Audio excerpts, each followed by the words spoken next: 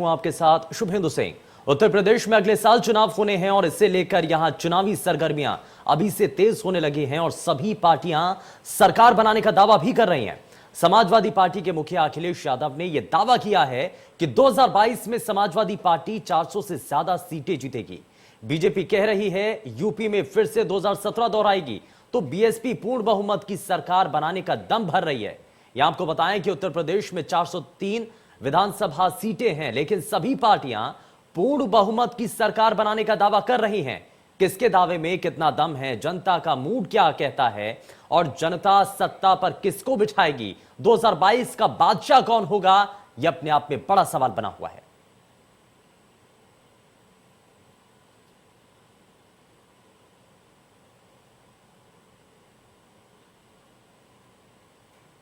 और इसमें SP, BSP और बीजेपी ये तीनों बड़ी पार्टियां सरकार बनाने का दावा कर रही हैं। क्या कह रही हैं, जरा वो भी आप सुनिए।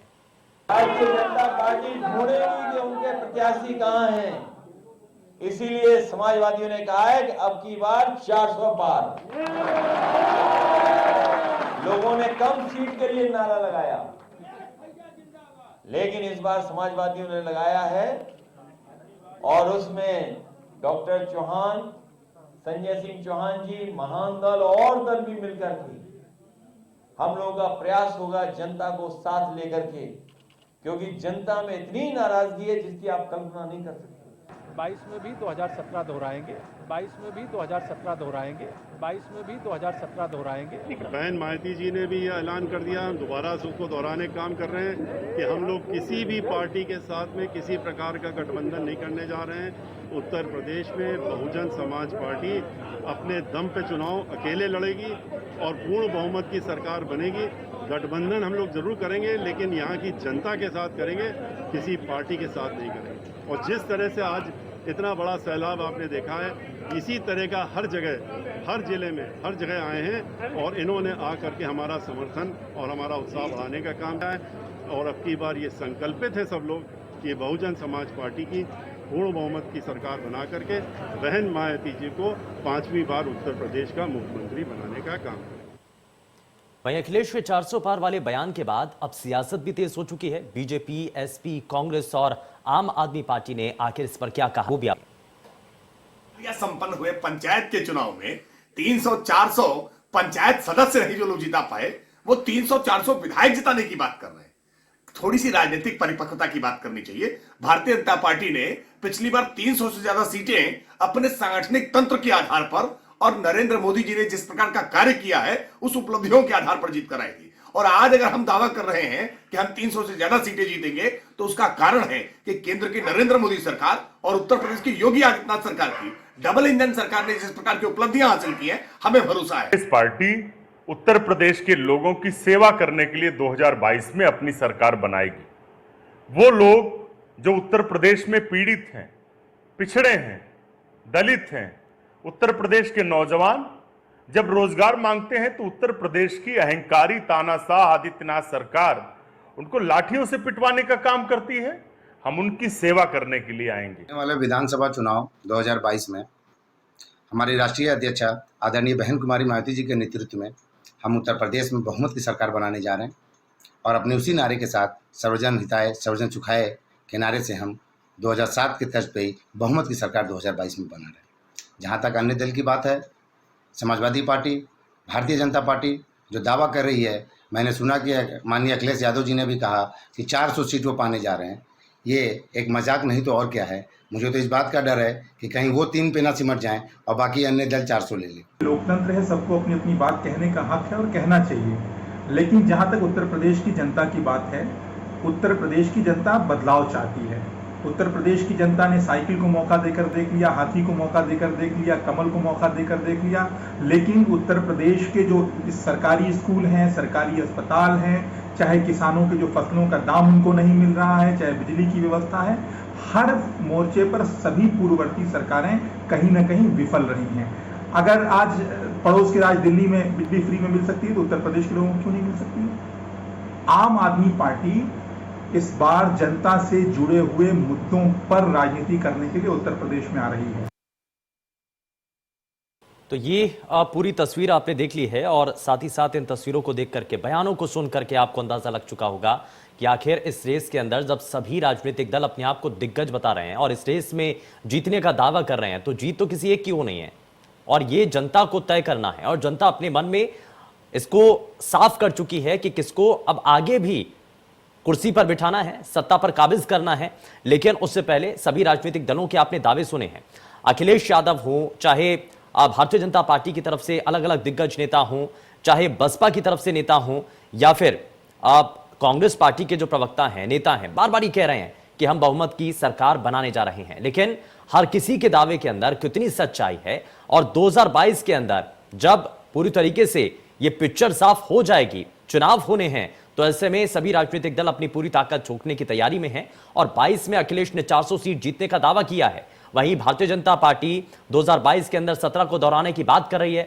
भारतीय जनता पार्टी का यह दावा है कि मौजूदा वक्त में जो सरकार ने काम किए हैं उसको जनता ने सराहा है और हर एक जरूरतमंद तक उन योजनाओं का फायदा पहुंचाने की भारतीय जनता पार्टी ने कोशिश की है, जिससे आम जनता सीधे सीधे जुड़ पाई है। तो ये लगातार हम आपको तस्वीरें भी दिखा रहे हैं और साथ ही साथ भारतीय जनता पार्टी से लेकर के बहुजन समाज पार्टी, समाजवादी पार्टी और तमाम अन्य राजनीतिक दल, इसमें कांग्रेस भी है, इसमें आम आदमी पार्टी भी है, और हर किसी की ये एक इच्छा है, ये एक मंशा है कि इस विधानसभा चुनाव के अंदर पूरी ताकत के साथ इस चुनाव को लड़ा जा सके। क्योंकि अब अखिलेश यादव के लिए यानी कि समाजवादी पार्टी के लिए भी एक बड़ी चुनौती है और अगर इस बार सत्ता से वो दूर रहते हैं तो ये वनवास बड़ा लंबा हो जाएगा। उनको भी इच्छा है कि उनकी जो पार्टी है वो एक बार फिर से सत्ता में वापसी करे, एक बार फिर से सत्ता का जो सुख है वो भोग सके और जो एक लंबे समय से सत्ता से दूर रहने की जो परेशानी थी वो कम से कम कुछ कम हो सके। लेकिन यहां पर कई चीजें हैं, क्या रोड मैप है, क्या रणनीति है, अलग अलग राजनीतिक दलों की तरफ से इसमें अपनी अलग अलग एजेंडा है, उसके आधार पर वो काम कर रहे हैं। लेकिन आज की जो सरकार है, भारतीय जनता पार्टी की जो सरकार है, वो पूरी तरीके से आश्वस्त नजर आ रही है। क्या वाकई में भारतीय जनता पार्टी के इस किले को, जो गढ़ अब बन चुका है, जिसको लेकर के बार बार सवाल उठाए जाते रहे थे, ये कहा जाता रहा था कि ये तो सिर्फ बन गई है 2017 में गलतफहमी की सरकार है, लेकिन क्या वाकई में एक बार फिर से 2022 के अंदर 17 को दोहरा पाती है भारतीय जनता पार्टी? क्या एक बार फिर से बहुमत के आंकड़े को छू पाती है भारतीय जनता पार्टी? क्या वापस से जो कांग्रेस पार्टी एक लंबे से कई दशकों से दूर है कांग्रेस, क्या वो वापसी कर पाती है? समाजवादी पार्टी जो कि कोशिश में थी इससे पहले 2017 के चुनाव में कांग्रेस पार्टी के साथ गठजोड़ करके चुनाव लड़ा था, कोशिश यही थी कि सत्ता में वापसी कर पाएंगे, लेकिन वो फॉर्मूला भी उनका काम नहीं आ पाया। और वहीं बहुजन समाज पार्टी की तरफ से यह कोशिश है कि पिछड़ों को साथ लेकर के आगे बढ़ा जा सके, लेकिन कितना आगे बढ़ते हैं? हालांकि बहुजन समाज पार्टी की तरफ से सतीश चंद्र मिश्र ने यह साफ भी कर दिया है कि वो किसी के साथ गठजोड़ नहीं करने जा रहे हैं, वो गठबंधन नहीं करेंगे, वो गठबंधन करेंगे प्रदेश की जनता के साथ और वो बहुमत की सरकार भी बनाएंगे। लेकिन इस दौरान कई चीजें हैं। भारतीय जनता पार्टी का यह दावा भी है कि 300 प्लस सीटें आएंगी, लेकिन किसको कितनी सीटें आएंगी ये सब कुछ आपके हाथ में है और आपको ही ये तय करना है, जनता को तय करना है। और जनता इसको लेकर के पहले से ही अपने मन में स्थिति साफ कर चुकी है, पूरी तरीके से तस्वीर उनके मन में साफ है कि किसके साथ जाना है, किसको बाहर करना है। लेकिन अब टिकटों को लेकर के भी घमासान शुरू होने लगा है और कौन किस क्षेत्र के अंदर किसको टिकट दी जाए, इसको लेकर के भी माथापच्ची शुरू हो चुकी है। इसको लेकर के भी अब तैयारियां की जा रही हैं और ऐसे में जो नेता हैं, क्योंकि इसमें नाराजगी भी होगी जाहिर तौर पर, और बहुत से ऐसे राजनीतिक दल हैं जो कि अपने पार्टी के उन नेताओं को शायद संतुष्ट ना कर पाएं या जिनको टिकट नहीं मिल पाएगी। अब संभावना इस बात को लेकर के भी है कि अब अदला बदली का दौर भी शुरू होगा। तो इन सभी चीजों को लेकर के जरा तस्वीरें और चीजें को समझ लेते हैं। बहुत सारे सवाल भी हैं 2022 को लेकर के, जो लक्ष्य अलग अलग राजनीतिक दलों का है, क्या वो लक्ष्य है जरा समझ लेते हैं। सबसे पहले आज के खास मेहमानों से आपको मिलवा देते हैं। हमारे साथ आम आदमी पार्टी से प्रवक्ता आकाश मिश्रा कार्यक्रम में जुड़ चुके हैं। आकाश जी बहुत स्वागत है। राजनीतिक विश्लेषक रुद्र प्रताप दुबे हमारे साथ कार्यक्रम में, रुद्र जी बहुत स्वागत है। और एसपी से प्रवक्ता शक्ति सिंह हमारे साथ कार्यक्रम में, निषाद पार्टी से प्रवक्ता अजय सिंह हमारे साथ कार्यक्रम में जुड़ चुके हैं। भारतीय जनता पार्टी से प्रवक्ता प्रशांत वशिष्ठ हमारे साथ कार्यक्रम में जुड़ चुके हैं, सरकार का पक्ष रखेंगे, बहुत स्वागत है सर आपका भी। कांग्रेस पार्टी से प्रवक्ता अब्बास हैदर हमारे साथ कार्यक्रम में है और समाजवादी पार्टी से प्रवक्ता अनुराग भदौरिया हमारे साथ कार्यक्रम में जुड़ चुके हैं। अनुराग जी बहुत स्वागत है आपका कार्यक्रम में, सभी का बहुत स्वागत है। लेकिन मैं शुरुआत यहां पर अनुराग भदौरिया जी आपसे ही करना चाह रहा हूं। बहुत सारे दावे हैं और इन दावों के अंदर कितनी सच्चाई है, एक भरोसा जनता के मन में भी जगाने की कोशिश क्योंकि अलग अलग राजनीतिक दल करना चाह रहे हैं कि हम सत्ता में वापसी कर रहे हैं। समाजवादी पार्टी का यह कहना है 400 प्लस सीटें लेकर के आएंगे। कितना दावा है और क्या इस पे कहना है, क्योंकि इसमें बाकी राजनीतिक दल तो ये कह रहे हैं कि 3 सीटें आएंगी, 400 तो बाकियों को आएंगी। अनुराग भदौरिया जी।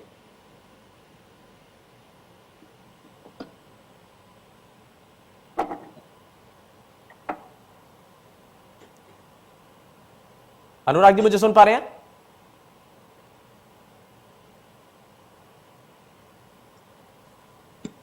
अनुराग भदौरिया जी, मेरी आवाज पहुंच रही है? चलिए ठीक है, मैं थोड़ा सा आगे बढ़ जाता हूं। अब्बास हैदर भी लगातार हमारे साथ कार्यक्रम में। अब्बास हैदर, कांग्रेस पार्टी का भी कुछ ऐसा ही दावा है।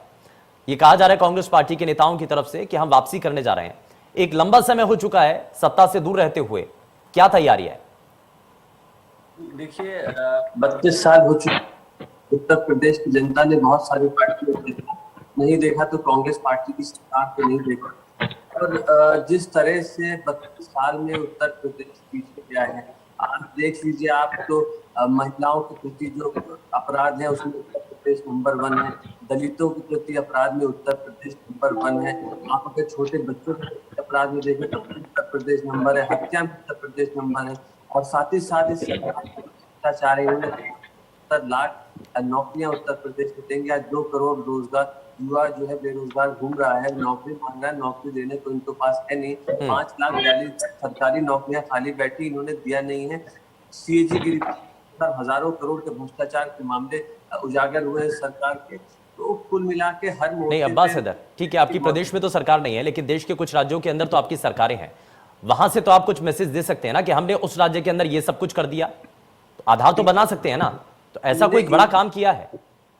मैं बता रहा हूँ आपको, छत्तीसगढ़ में 2500 रुपए क्विंटल अगर धान की खरीद सरकार ने करी तो केंद्र सरकार ने वो लेना बंद कर दिया। और इनकी सरकार ने एमएसपी में मात्र इतने समय में सिर्फ 3% इन्होंने एमएसपी को बढ़ाया। इन्होंने कहा था किसानों के साथ इन्होंने 4 रुपए क्विंटल ये जो है गन्ने की खरीद करने वाले थे, आज इन्होंने 5 साल में सिर्फ 5 रुपया बढ़ाया। तो हर मोर्चे पे इन्होंने विफल हुए हैं, झूठ बोला इन्होंने। और कांग्रेस पार्टी टेस्टेड है, ट्रस्टेड है। कांग्रेस पार्टी ने जो वादे किए थे वो डिलीवर किया है, इसलिए उत्तर प्रदेश की जनता कांग्रेस पार्टी की तरफ देख रही है। और मुझे पूरी उम्मीद है कि 2022 में कांग्रेस पार्टी अपनी सरकार बनाएगी उत्तर प्रदेश के अंदर। ठीक है, एसबी से प्रवक्ता शक्ति सिंह भी हमारे साथ कार्यक्रम में है। शक्ति सिंह जी, मैं जरा जल्दी से रिएक्शन लेना चाह रहा हूँ, क्या तैयारियां हैं? और सबसे पहले बात यही कि आने वाले विधानसभा चुनावों को लेकर के क्या कोशिशें हैं, क्या दावा है? भारतीय समाज पार्टी मोर्चा बना के हम लोग अपने लोगों के साथ जुड़े हुए हैं और उसी मुद्दे पे भारतीय समाज पार्टी भागीदारी संकल्प मोर्चा के नेतृत्व में चुनाव लड़ेगी और अति पिछड़े, अति दलित जो भागीदारी है उनको दिलाने के लिए हम इसी मुद्दे पर चुनाव में जाने वाले हैं और अपनी सरकार बनाने के लिए हम दावा करते हैं। अभी हम सुन रहे थे समाजवादी पार्टी को, भारतीय जनता पार्टी के लोगों को। देखिए, 4 बार बसपा की सरकार, सपा की सरकार और कई बार कांग्रेस की और भारतीय जनता पार्टी की भी पहली बार सरकार नहीं है। मुद्दों की अब राजनीति होगी। जनता को भागीदारी कैसे मिले, जो उपेक्षित हैं, वंचित हैं, शोषित हैं, उनको सत्ता से लेकर राजनीतिक, सामाजिक, आर्थिक भागीदारी कैसे मिले, इस पे कोई बात नहीं कर रहा है। सभी लोग मुद्दों से हटकर बात करना चाहते हैं। समाजवादी पार्टी का जो दावा है 400 पार, ये इसलिए कह रहे हैं कि जनता नाराज है, हमसे जुड़ेगी। मतलब कि यदि कल को भारतीय जनता पार्टी से प्रदेश की जनता खुश हो जाए तब तो इनको वोट नहीं मिलेगा। अपने मुद्दों को इनको बताना चाहिए कि हम इस मुद्दे पे जा रहे हैं, भागीदारी देंगे कि नहीं। 4 बार सरकार में रहे, अति पिछड़ों की भागीदारी नहीं दिए। न्याय समिति की रिपोर्ट इनके भी सरकार में पड़ी रही, नहीं लागू किए। भारतीय जनता पार्टी से हम लोग बाहर ही इसी मुद्दे पे हुए कि सामाजिक न्याय समिति की जो रिपोर्ट है वो लागू करे सरकार और अति पिछड़ों को उनको भागीदारी मिले, अति दलितों को उनको भागीदारी मिले। तो आज सुहेल देव भारतीय समाज पार्टी भागीदारी संकल्प मोर्चा के नेतृत्व में भागीदारी के सवाल पर हम चुनाव में जाने वाले हैं और अपनी सरकार बनाएंगे। ठीक है, अजय सिंह जी, आपका क्या दावा है?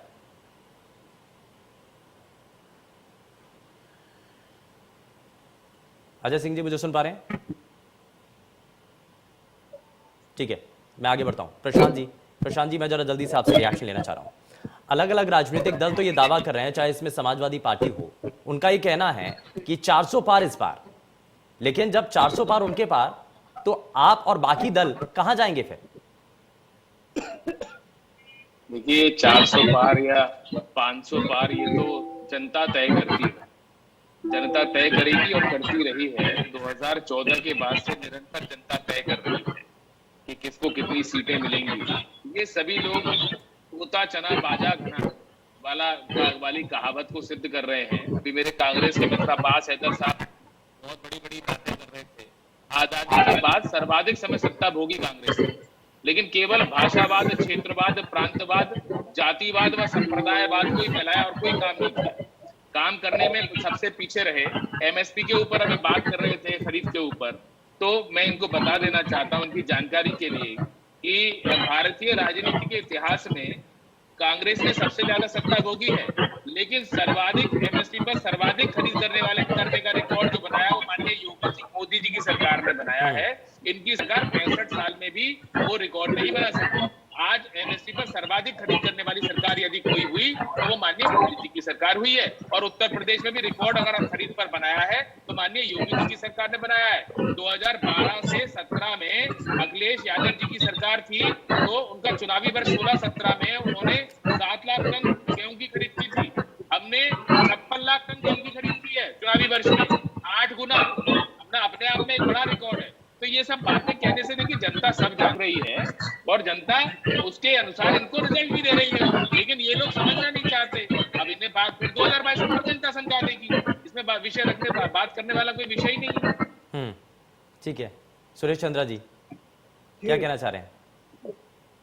मेरा मकसद तो ये है कहने का कि ये लोग जो अन्य दल हैं केवल एक माहौल, झूठा माहौल बनाना चाहते हैं ताकि मनोवैज्ञानिक तरीके से जनता बहक सके।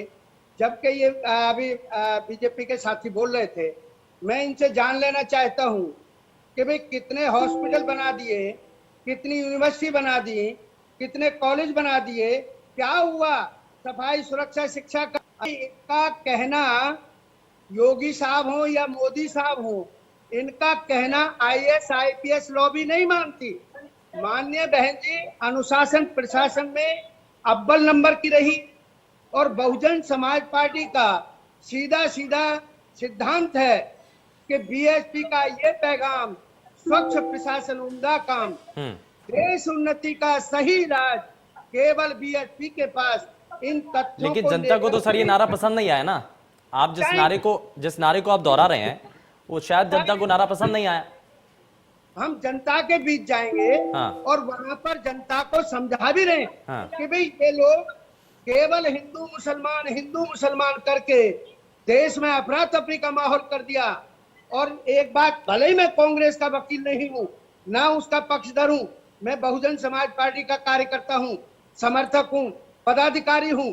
मैं ये बात जान लेना चाहता हूँ कि इन्होंने क्या जो पहले पब्लिक सेक्टर के जो ऑर्गेनाइजेशन बने, संस्थाएं बनी, सेल है, केल है, भेल है और बैंक है, क्या राष्ट्रीयकरण को नष्ट नहीं किया? राष्ट्रीयकरण को खत्म नहीं कर रहे? जिस राष्ट्रीयकरण के माध्यम से नहीं, ये भी मुद्दा रहेगा उत्तर प्रदेश की राजनीति में, विधानसभा चुनाव में ये भी मुद्दा उठेगा। मैं इस पर जवाब लूंगा। आकाश मिश्रा भी हमारे साथ है। बहुत सारे मैं सवाल ले लेता हूं, उसके बाद मैं जवाब लूंगा प्रशांत जी से। आकाश मिश्रा जी, आपका क्या दावा है? देखिए, हम जैसा कि माननीय सांसद संजय सिंह जी ने कहा है कि हम 403 सीटों पर चुनाव लड़ेंगे और हमारा मुद्दा जनता से जुड़ा हुआ मुद्दा है। उसको बिजली फ्री मिले, उसको पानी मिले, जो मूलभूत आवश्यकताएं हैं, बच्चों की स्कूल की फीस, सरकारी स्कूलों का कायाकल्प, ये सब हमारे मुद्दे। अब हम आते हैं, अभी तक राज हो रही थी उत्तर प्रदेश में, ये बहुत ही दुखद है। आप देखिए जिस तरीके से हिंदू मुसलमान किया जा रहा है। समाजवादी पार्टी की सरकार आई तो कहा गया मुसलमान यादवों की सरकार है, इसलिए मुसलमानों की सुनी जाती है, यादवों की सुनी जाती है। बीजेपी की सरकार आई तो इन्होंने मुसलमानों को ढूंढ के परेशान करना शुरू कर दिया, लिंच करना शुरू कर दिया, कभी गाय के नाम पर, कभी गोबर के नाम पर, कभी गौमूत्र के नाम पर। इन्होंने ये भी कहा कि हमारी सरकार आएगी तो हम शमशान बना देंगे। कोरोना में सबने देखा, इन्होंने हर गांव में शमशान बना दिया। गंगा में किस तरीके से लाशें तैरती हुई मिली, किस तरीके से नोच रहे थे उन राशियों को बहुत ही दर्दनाक है। मैं आपको चैनल के इन लोगों को शायद शर्म भी नहीं आती, भी डंके की चोट पर कहते हैं थैंक यू मोदी जी। मोदी जी पहली बात तो कुछ लोग इनमें से कहते हैं 80 करोड़ परिवारों को हमने 5 किलो राशन दिया। अब 80 करोड़ परिवार का मतलब हुआ अगर एक परिवार में हम 4 आदमी, हमारे देश की जनसंख्या 320 करोड़ हो गई। चलो मैंने मान लिया इन्होंने लोगों को राशन दिया, तो क्या आज हम इस स्थिति में आ गए हैं कि 80 करोड़ लोग वो झोला लेकर आएंगे जिसमें मोदी भैया की लाइन में लगेंगे? या देश की स्थिति इन्होंने यहाँ पर लाकर खड़ी कर दिया। और आपको एक बात बड़ी ईमानदारी से कह रहा हूँ, ये स्लोगन देते हैं बेटी बचाओ बेटी पढ़ाओ।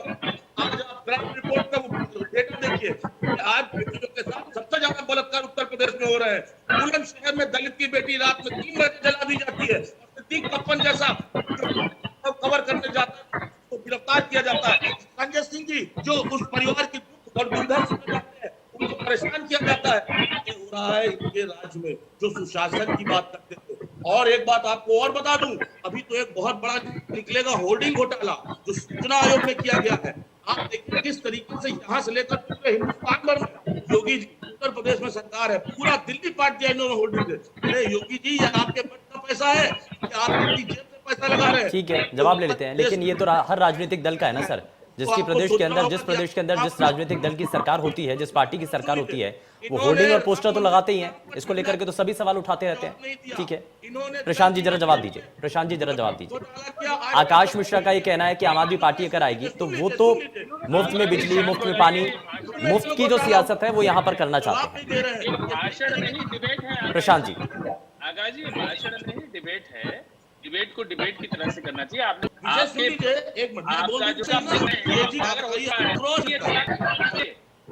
मैनेजमेंट है दिल्ली में पारित किए, जरा क्या हालत हुई है। और साथ मिलकर किसने करवा, दिल्ली के अंदर दंगे करवाने वाला और कौन था? भारतीय जनता पार्टी वहां चुनाव हारती है, वहां दंगे करवाती है। बंगाल में चुनाव हारे वहां दंगा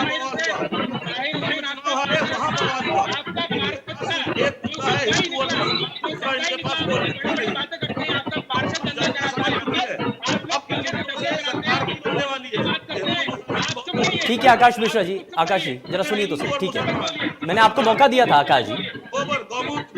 नहीं आकाश मिश्रा जी, मैंने आपको मौका दिया, अब आप सुन तो लीजिए। आपने सवाल किए हैं, आपने सरकार से सवाल किए, अब जरा जवाब तो सुन लीजिए। देखिए आकाश जी की पार्टी आम आदमी पार्टी पर जवाब देना, देखिए नॉन एग्जिस्टेंट है, ये एग्जिस्ट ही नहीं करते यूपी में, तो इनसे इनके बारे में मैंने बता दिया आपको। विश्व देख रहा है। आकाश जी थोड़ा सा रहने का कष्ट कीजिए प्लीज, है ना। ईश्वर ने 2 कान दिए हैं और 1 मुंह दिया है, जिससे कि आप 2 बार सुनकर 1 बार बोलें। ठीक है प्रशांत जी, आप सुनिए पहले बात। अब मैं बीएसपी के जो मेरे प्रवक्ता हमारे जो बोल रहे थे अभी सफाई, सुरक्षा और शिक्षा के ऊपर, उस पर बात करना चाहता हूँ। बीएसपी का एक ही काम, केवल घोटालों में ना, ये बीएसपी का इतिहास रहा है उत्तर प्रदेश के अंदर। सबने देखा है घोटाले किए मायावती की सरकार ने, कोई ऐसी चीज नहीं थी जिसमें घोटाला नहीं हुआ। और जब सफाई के बारे में बात करते हैं तो सफाई अभियान के तहत में 2 करोड़ लाख शौचालय हमने बनाए, पूरे उत्तर प्रदेश में एक रिकॉर्ड कायम कर दिया। इन्होंने क्यों नहीं बनाए? इन्होंने क्यों नहीं सड़कें बनाई? इन्होंने क्यों नहीं बिजली ये लेकर आए? और ये शिक्षा की बात करते हैं, मेडिकल कॉलेज की बात करते हैं, हमने 33 मेडिकल कॉलेज नहीं खोले हैं। पिछले 70 वर्षों में केवल 12 मेडिकल कॉलेज उत्तर प्रदेश में होते थे, आज 33 नए मेडिकल कॉलेज खुल रहे हैं और हर जिले के अंदर एक मेडिकल कॉलेज खुलेगा बहुत जल्दी। ये हमारी योजना है और इस पर क्रियान्वयन कर रहे हैं। शिक्षा का जहां तक प्रश्न है, में तो जाने क्या क्या काम हुआ है आपको मैं बताऊंगा। अब ये सुनना तो चाहते नहीं है ना, चक्कर। ठीक है मैं जरा वापस आता हूं। ठीक है, रुद्र प्रताप दुबे, हर राजनीतिक दल अपनी तरफ से दावा कर रहा है। समाजवादी पार्टी तो ये कह रही है कि 400 प्लस सीटें उनके पास आने वाली हैं। भारतीय जनता पार्टी कह रही है कि हम 17 को एक बार फिर से 22 में दोहराएंगे। और एसपी के प्रवक्ता का यह कहना है कि इस बार जो है हम पिछड़ों को साथ लेकर के आगे बढ़ने जा रहे हैं। बहुजन समाजवादी पार्टी का यह कहना है कि हम इस बार गठबंधन नहीं करेंगे और बहुमत की सरकार बनाने जा रहे हैं। आम आदमी पार्टी का अपना कहना है, उन्होंने कहा है कि हम तो बिजली मुफ्त में देना चाहते हैं, पानी मुफ्त में देना चाहते हैं और इसी पर जनता को आधार बना करके आगे बढ़ाना चाहते हैं। कांग्रेस की वापसी होनी चाहिए। तो हर राजनीतिक दल का दावा है बहुमत तक पहुंचने का, लेकिन जीतेगा तो कोई एक इस रेस के अंदर। देखिए वर्तमान वर्तमान में राजनीति में अगर किसी ने अपनी सबसे ज्यादा विश्वसनीयता खोई है तो वो आंकड़े हैं। हमने इतने लोगों को नौकरी दे दी, हमने इतने लोगों को गरीबी रेखा से उबार दिया, हमने इतनी सीटें जीत के लिए आएंगे। आंकड़ों की विश्वसनीयता से जितना ज्यादा खिलवाड़ वर्तमान राजनीति हुआ उतना कहीं नहीं हुआ। देखिए, एक विश्वविद्यालयों में पढ़ाया जाने वाला एक पाठ्यक्रम है पॉलिटिकल साइंस, और उसके अंदर पीएचडी होती है, शोध होती है। उस थीसिस में सबसे जो महत्वपूर्ण चीज होती है वो सर्वे होता है। सर्वे जो सेफोलॉजिस्ट करते हैं, एक सेफोलॉजिस्ट जो सर्वे करता है वो विज्ञान होता है। आप उसकी विद्या का मजाक उड़ाते हैं जब आप बैठ के कमरे में कह देते हैं कि 403 में हम 400 सीटें जीत रहे हैं, और उसके लिए आधार आप कुछ भी नहीं बताते। ऐसे कैसे संभव है? संगठनात्मक ढांचा तैयार नहीं, व्हाट्सएप ग्रुप तक आप दूसरों तक पहुंचे नहीं है। आपने एक यात्रा की, जिना कोच यात्रा, वो सफल नहीं हो पाई, मीडिया कवरेज नहीं पाई। देखिए, फ्लोटिंग वोटर्स कैसे तैयार होते हैं जी, वो न्यूज़पेपर की हेडलाइन को पढ़ के तैयार होते हैं, न्यूज़ की डिबेट को देके तैयार होते हैं। क्या जेना कोच शैली ने कोई भी ऐसा बज क्रिएट किया उत्तर प्रदेश में, या कोई भी ऐसे मुद्दे क्रिएट किए? नहीं कर पाई। आप देखिए, सुभाषपा के प्रवक्ता बैठे हुए हैं। सुभाषपा भले ही जन समर्थन में उतनी बड़ी पार्टी नहीं, लेकिन उसे बज क्रिएट का, उसे लोगों के बीच में पहुंचना आता है, उसे बयानों द्वारा लोगों तक किस तरीके से पहुंचा जा सकता है उसे पता है। लेकिन जो मुख्य विपक्षी दल है, जो ये दावा कर रहा है कि वो 400 सीटों तक पहुंच सकता है, क्या उसके पास संगठनात्मक ढांचा तक तैयार है? मैं बात कर रहा हूं समाजवादी पार्टी की। उनके पास अल्पसंख्यक वोट का इतने बड़ा हिस्सा आ रहा है जो सेफोलॉजिस्ट कर रहे हैं, लेकिन बावजूद उनके अल्पसंख्यक सभा का गठन नहीं हुआ है।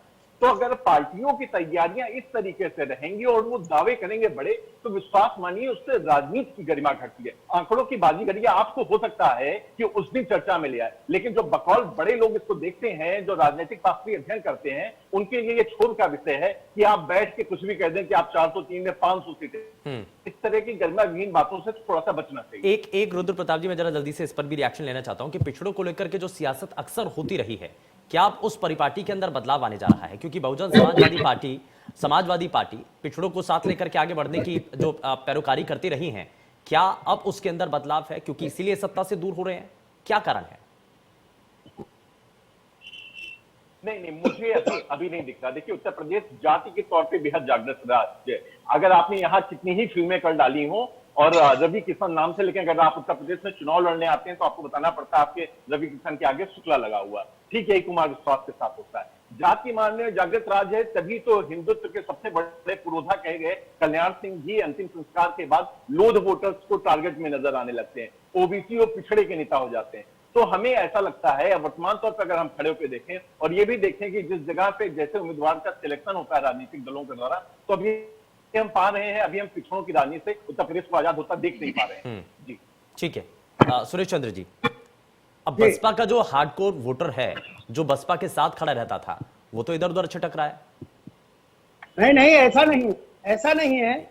सर्वे देखेगा, बहुत सारे लोग मीडिया के ही साथी लोग गांव-गांव जाकर के वो अपनी, ठीक है, इस पर मैं सुरेश जी आपसे जवाब लूंगा। मैं वापस चंद्रा जी से मैं जरा जल्दी से रिएक्शन ले लेता हूं। सुरेश जी, अब एक तो बड़ा सवाल यही है कि जो आपकी पार्टी का जो वोटर है, जो आपके साथ खड़ा रहता था, अब अलग अलग राजनीतिक दलों के साथ वो बढ़ता नजर आ रहा है। और इसीलिए ये क्यों कहा जा रहा है? वो इसलिए कहा जा रहा है क्योंकि आप सत्ता से दूर होते चले जा रहे हैं, क्योंकि जो आपको आगे बढ़ा रहे थे वो अब दूसरे राजनीतिक दलों के साथ आ चुके हैं।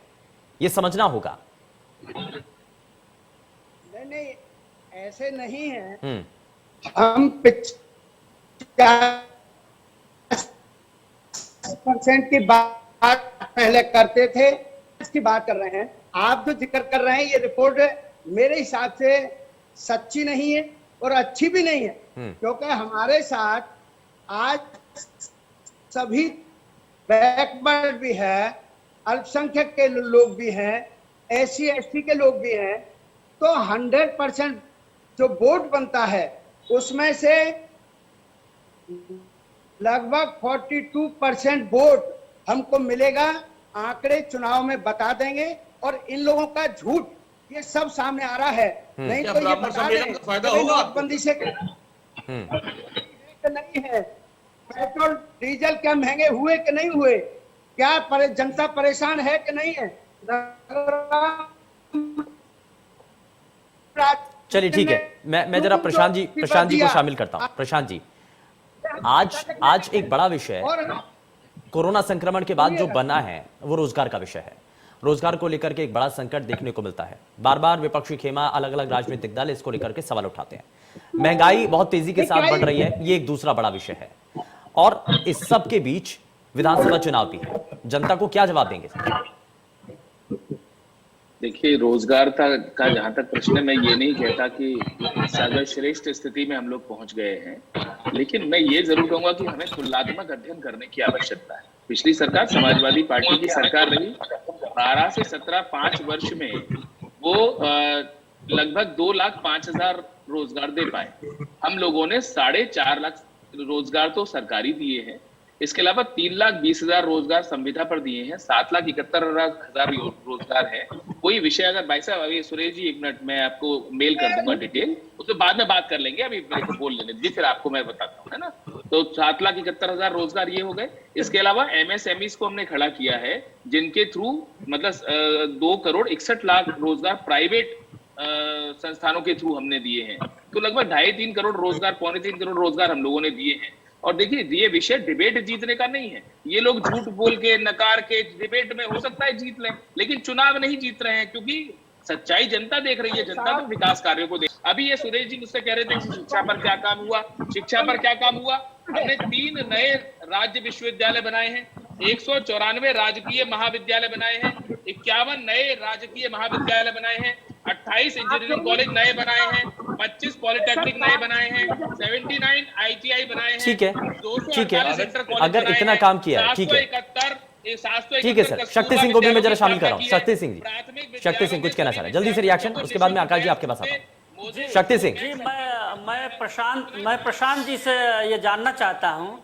देखिए, भारतीय जनता पार्टी जो ये दावा कर रही है कि 2017 को हम दोहराएंगे, तो इनको पता होना चाहिए 2017 में हम इनके साथ थे और पूर्वांचल का एक भारी तबका, एक वर्ग इनके साथ आया। हम लोग 100 सीटों प्लस इनको दिए, लेकिन आज हम इनके साथ नहीं हैं। और अति पिछड़ा समाज, अति पिछड़े को ये भागीदारी नहीं दिए हैं। भारतीय जनता पार्टी सरकार भी वही काम कर रही है जो सपा के ने किया, जो कांग्रेस ने किया, जो बसपा ने किया। अच्छे नारे दिए, कहे कि सबका साथ सबका विकास, जितनी जिसकी संख्या भारी उसकी उतनी हिस्सेदारी। बसपा ने कहा, सपा ने कहा कि हम पिछड़ों के नेता हैं, सरकार बनेगी, पिछड़ों को अधिकार देंगे। हाँ। लेकिन इन सरकारों ने ठीक है भागीदारी नहीं दिया। आपका कहने का मतलब ये है कि इससे पहले तक तो साथ था, इसीलिए बहुमत तक पहुंचे थे, लेकिन अब तो साथ छोड़ दिया है। तो अब तो बीच मझधार में आप छूट चुके हैं। प्रशांत जी, मैं इस पर जवाब लूंगा, लेकिन आकाश मिश्रा जरा जल्दी से रिएक्शन। प्रशांत जी, मैं उसके बाद आता हूं आपके पास।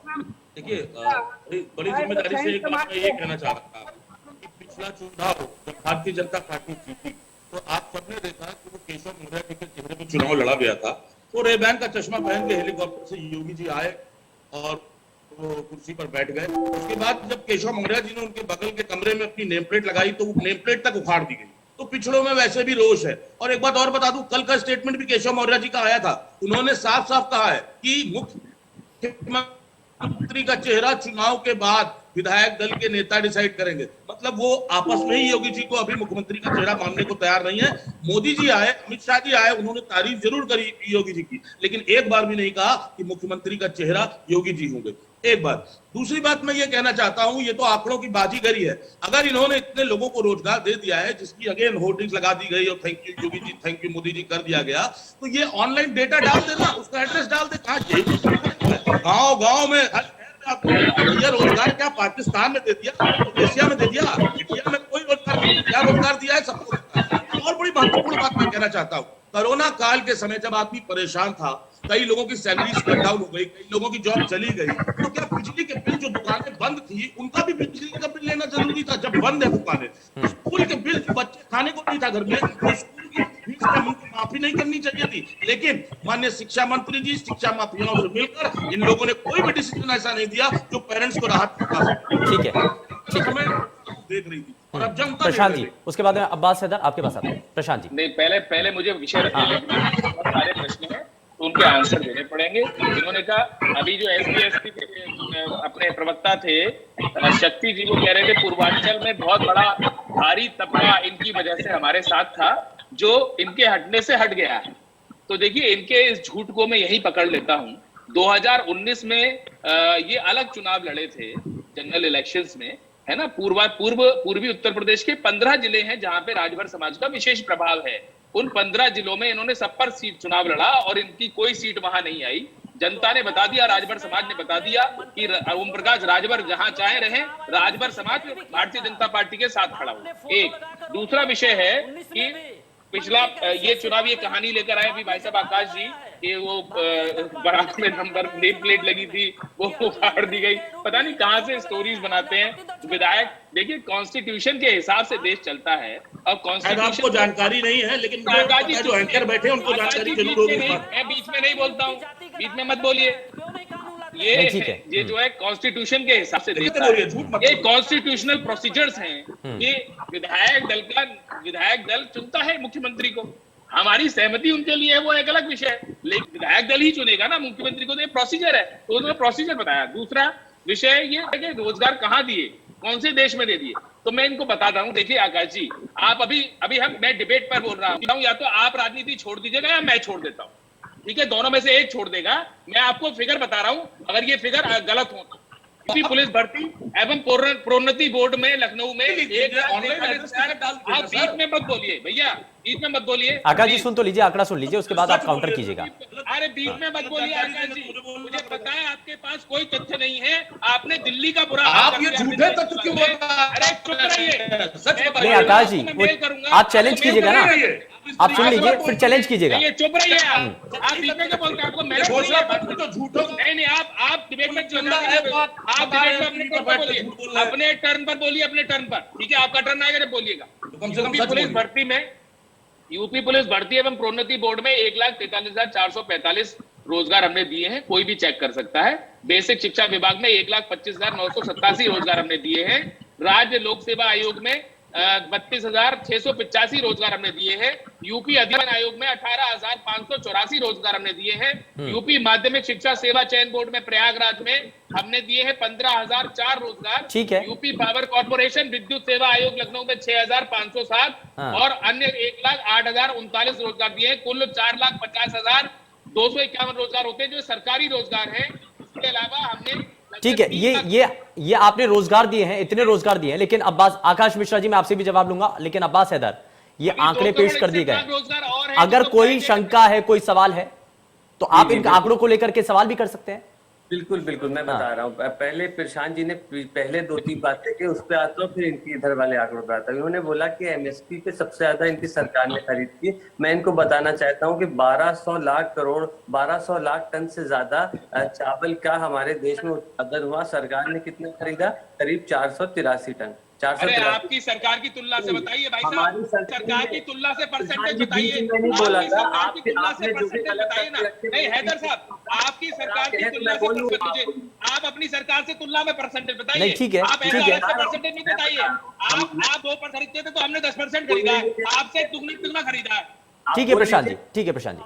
अब्बास हैदर मैं बता रहा हूँ, 10 साल में हमने एमएसपी पे 19% बढ़ोतरी करी। आपकी सरकार ने 7.5 साल में 3% की बढ़ोतरी की। आप अपने फैक्ट चेक कर लें। दूसरी बात, इन्होंने जो है आंकड़े, मुख्यमंत्री जी ने बोला कि हमने 4.5 लाख नौकरियां दी। जब प्रियंका गांधी जी ने उस पर ट्वीट, हम लोगों ने आरटीआई में मांगा तो आपने कहा डेटा अवेलेबल नहीं है। फिर उसके बाद मुख्यमंत्री जी ने ये डिटेल दी कि कहां कहां क्या क्या नौकरियां थी, और आपको पर्चे छाप के दे दिए प्रवक्ताओं को कि आप ये बताइए। आप तो 70 लाख भी गिना सकते हैं नौकरियां इस हिसाब से। मैं आपको पूरी विश्वास है मुझे आपके ऊपर, आप 70 के 80 लाख गिना देंगे, लेकिन कहीं पे इंटरव्यू नहीं हुआ है, कहीं पे जो है आपने लेटर नहीं दिया, कहीं अपॉइंटमेंट नहीं दिया, हवा में नौकरियां हैं। अगली सरकार जो है सरकार में जिसको लेखपाल की नौकरी। ठीक है, जरा जवाब ले लेते हैं प्रशांत जी, जरा जवाब दीजिए। उसके बाद में सुरेंद्र जी आपके पास आता हूं, जवाब दीजिए प्रशांत जी। 116% रसोई गैस में आपने 7 साल में बढ़ा दिए। ठीक है अब्बास जी जरा जवाब सुनिए। बढ़ा दिए, जबकि क्रूड ऑयल के दाम 32% घट गए हैं। ये कैसे हो रहा है? ठीक है, जवाब तो सुनिए प्रशांत जी। वो कहां से आ गया सरकार, ये तो बताइए आप। मैं बता रहा हूँ, जवाब दीजिए। 32% क्रूड ऑयल घटने के बावजूद आप चुप तो होइए, आप चुप होइए ना भाई साहब, तभी तो बताऊंगा। कहां जा रहा है अब्बास भाई, बराए मेहरबानी चुप तो होइए। ठीक है अब्बास हैदर, ठीक है, आपने सवाल तो किया, जवाब तो सुनिए, जवाब सुनिए। ठीक है अब्बास हैदर, प्राइवेटाइजेशन करते, फिर मोनेटाइजेशन करते, जो ठीक है, बनाया था सरकार। ठीक है। अब जरा जवाब तो सुनिए सर, जवाब तो सुनिए प्रशांत जी, जवाब। सुरेंद्र जी उसके बाद आपके पास आता हूँ। अब बाग भाई जितनी लाइनें लिख के गए थे वो पूरा बोलकर ही चुप हुए, पूरा बोल लिए। स्कूल की बात करिए, सुन लीजिए। अच्छा सुनिए, अरे सुनिए भाई, अरे भैया सुन लो यार, अरे सुन लो यार भाई, एक मिनट सुन लो। देखो ऐसा है, ये सारे विषय कौन सच बोल रहा है कौन झूठ बोल रहा है, ये जो है जनता तय करती है। सरकारी और आप मैं यार बाग भाई को चुप करेंगे तभी मैं बोल पाऊंगा। नाली की गैस से काम, ठीक है, एक मिनट, एक एक करके सर, एक एक करके अब्बास इधर। ठीक है प्रशांत जी जवाब दीजिए। ऐसा है, ये जनता तय करती है कि क्या कौन सच बोल रहा है कौन झूठ बोल रहा है।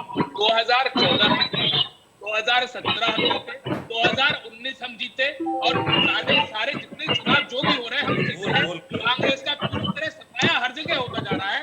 यही जनता का जवाब है कि कांग्रेस झूठ बोलती है, कोई काम नहीं करना चाहती, इन्हें आदत पड़ी हुई है और ये आदत की पोल अब खुल चुकी है। अब जो है मेरा एक मानना है, सर चुनाव जीतना कोई पैमाना नहीं है ना प्रशांत जी, चुनाव जीतना कोई पैमाना नहीं है। अगर महंगाई बढ़ रही है, इसको लेकर विपक्ष अगर सवाल पूछ रहा है तो इसको जवाब तो देना पड़ेगा। ये आधार नहीं होगा कि चुनाव हम जीत रहे हैं। मैं जवाब दे रहा हूं, लेकिन उसको ये गलत साबित करने पे लगे हुए, फिर इसमें तो कौन तय करेगा, कौन करेगा इसको कि कौन सही बोल रहा है कौन गलत बोल रहा है, वो तो कुल मिला के जनता ही तय करेगी। जनता निरंतर तय, ठीक है, जनता तय करेगी। ठीक है सुरेश जी, उत्तर प्रदेश में स्मृति जी ने, राहुल गांधी जी ने धो दिया। अब धोती में तो बार धोती रहती, लेकिन ये राहुल गांधी, ठीक है, यानी कि आप ये कहना चाहते हैं जनता का समर्थन आपके साथ है। सुरेश चंद्रा जी जरा जल्दी से रिएक्शन, उसके बाद में रुद्र जी आपके पास आता हूं। जैसे संविधान की बात कही, क्या आर्टिकल 14 जो समानता का अधिकार है क्या वो पूरा है? आज भी मंदिर में जाने पर दलितों को ठोका पीटा जाता है, कल की रिपोर्ट है। क्या जो आर्टिकल 15 है, धर्म मूलवंश, इसके आधार पर सब बराबर होंगे, क्या इनके राज्य में ऐसा हो रहा है? समानता का अधिकार है क्या? नौकरियों की बात है, नौकरियों में समानता की बात है क्या? वहां पर है ऐसे ऑफिस? जहां तक इन्होंने संविधान की बात कही, संविधान को तो ये निष्क्रिय कर रहे हैं धीरे धीरे। मैं एक और जानकारी आपके उसमें लाना चाहता हूं संज्ञान में। मुझे एक बात बताइएगा, बीजेपी का एक वो है स्लोगन हुनरबंद। हुनरबंद का मतलब होता है, हुनर शब्द से जुड़ा शब्द होता है मेहनताना। तो हुनरबंद को जो सैन समाज का काम करेगा, धोबी का काम करेगा, चमड़े का काम करेगा, भाई का करेगा, वो हुनरबंद हो गया और उसको मेहनताना 6 महीने में मिलता था। तो ये वही उसी स्टेटस पर समाज को लाना चाहते हैं। नहीं तो ये जिक्र कर दें कि कब ये महंगाई को दूर कर देंगे, कब ये जो मतलब डीजल और पेट्रोल के पैसे कम कर देंगे, ये बता दें। ठीक है, ये तो तय है सर। रुद्र प्रताप जी, ये तो तय है कि आने वाले चुनाव के अंदर, विधानसभा चुनाव के अंदर महंगाई एक बड़ा विषय रहेगा, रोजगार दूसरा बड़ा विषय रहेगा, लेकिन आपको लगता है कि जातिगत जो राजनीति है वो हावी रहने वाली है? सर देखिएगा, जैसे राजभर जी का जिक्र है। सुरेश जी ठीक है, आपने अपना पॉइंट रखा है सर। सुरेश चंद्र जी, प्रसाद मौर्य मंत्री बने जो आज बीजेपी में। अब्बास साहब ने महंगाई को मुद्दे को उठाया। मुझे लगता है महंगाई बेहद कनेक्टिंग मुद्दा। स्वतंत्र देव जी ने भी एक जगह पे कहा था, कॉन्क्लेव में कहा था कि उत्तर प्रदेश में महंगाई नहीं। इस तरह के मुद्दे जुड़ते हैं, लेकिन यहीं पे हमें देखना पड़ेगा क्या विपक्ष इस तरह की मांग को उठा पाता है। क्योंकि जब सदन चलता है, जब संसद चलता है, तब विपक्ष वॉकआउट करता है पेगासस के मुद्दे पे। जब यहाँ पे लाशें तैर रही थी नदियों में, जब कोविड से बिना ऑक्सीजन के लोग मर रहे थे, तब उत्तर प्रदेश का विपक्ष सदन में पेगासस के मुद्दे पे वॉकआउट कर रहा था। तो हमें ये भी देखना पड़ेगा कि क्या उत्तर प्रदेश के चुनाव को रखते हुए विपक्ष को रणनीति बना पा रहा है। हमें यह भी देखना पड़ेगा कि पार्टियों का मूवमेंट क्या है। आप गौर कीजिए आरएलडी को, आरएलडी लखनऊ में होने वाले किसी भी कॉन्क्लेव का हिस्सा नहीं बन रही है। जयंत चौधरी किसी भी इंटरव्यू से बच रहे हैं।